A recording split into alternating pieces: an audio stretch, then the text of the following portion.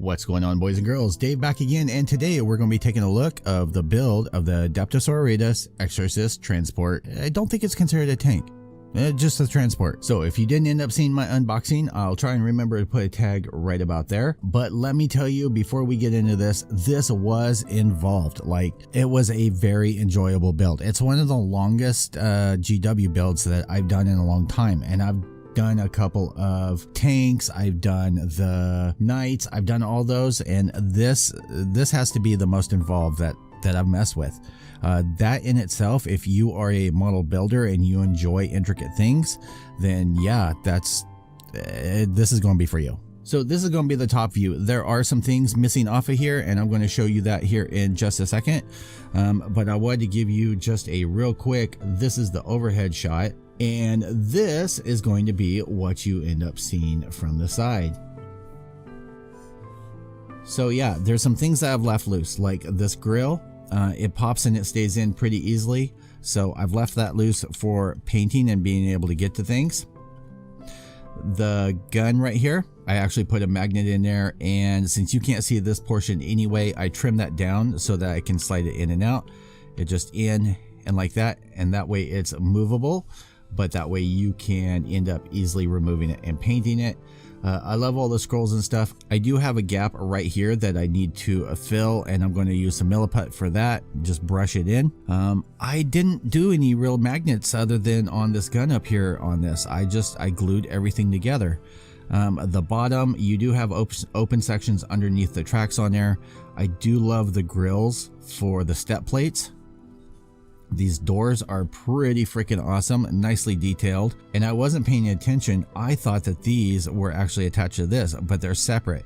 So you do want to make sure when you put these on to make sure and adjust them so that they're even on each side.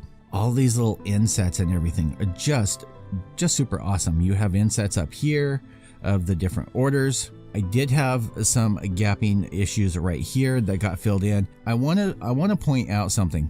So I've seen a couple other people build this, and I thought it was just me that had the issue.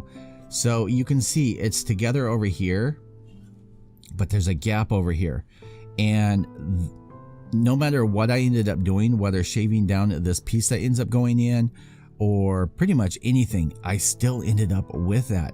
And I've seen other people on Instagram that had the same issue. So we're just going to fill that in with some milliput. I don't know if it's something with how it was cast or what, but it pushes up, and there's plenty of room for it to squash down in there. It's still got some fraying on there, and as with the Junitharuda, I need to run this through a bath, brush it all down, get all the little flakes off, and then prime it up. So you get the back door, which as I thought, you could modify it to pop it down, but there's no inner details, so there's really no point. The tracks were super simple. This section right here was already casted on, and you just add some tracks. One of the cool things is randomly you have the orders on here for the Sister of Battle, and it's just random tracks. I thought there was one on the back. Maybe that's the only one, but I thought there was another one that I ended up seeing. You have all this filigree everywhere. On the inside, you have the seat, and you have this cushioned area or backrest on here. You have all the keys for the keyboard. There's 2 layers, maybe even 3 layers. Brighten that up a little bit for you. You can see all of the roses that are laying down on there. You have these panels that glue on. You have the pipes in the back, and maybe it's just me, maybe they did it intentionally so people could modify, but so you have these vents for the pipes back here, but there's a piece that goes in front of it, and then you don't end up seeing them at all. Now, I did choose to go with the bigger missiles that are on here instead of the little ones. I'm going to save them in the bits box over here. So this part right here is for the pipes, and I decided not to glue it in. I decided just to inlay it once it's painted, because otherwise you're not going to be able to get that detailing back there, because there's some faces back up in there and everything else.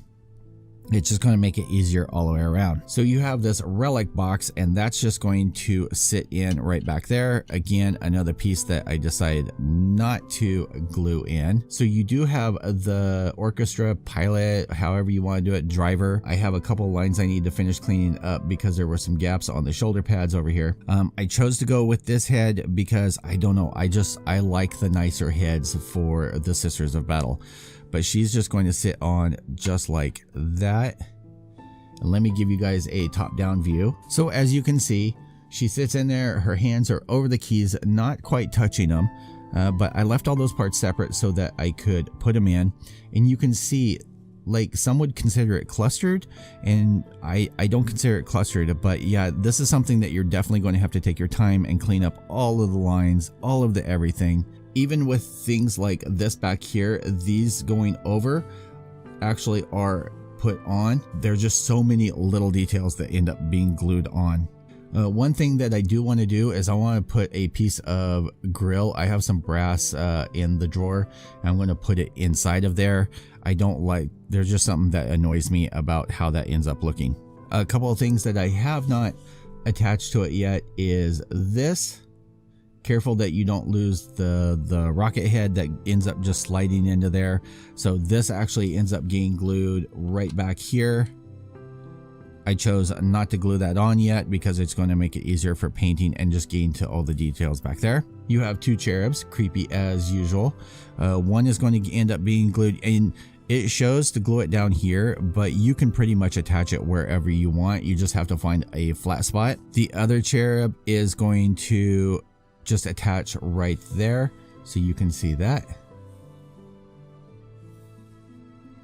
But if you wanted to, you could attach it somewhere else. Maybe you could attach it up here, but they just show right there. And again, those are pieces that have left loose for ease of painting. So yeah, that was an overview of the Exorcist transport.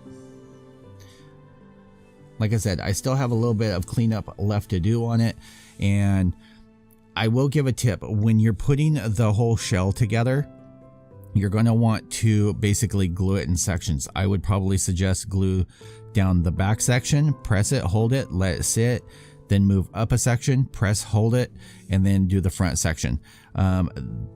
These, if you've ever built a Rhino or anything like that, you'll know that there ends up being issues, and this of course had an issue right along here. You can see that. So instead of it being a flat edge, it's now rounded, and I kind of did that intentionally just on that section there, just to make it look a little bit better. I'm going to run some mill put across there just to smooth it out, but it should be perfectly fine.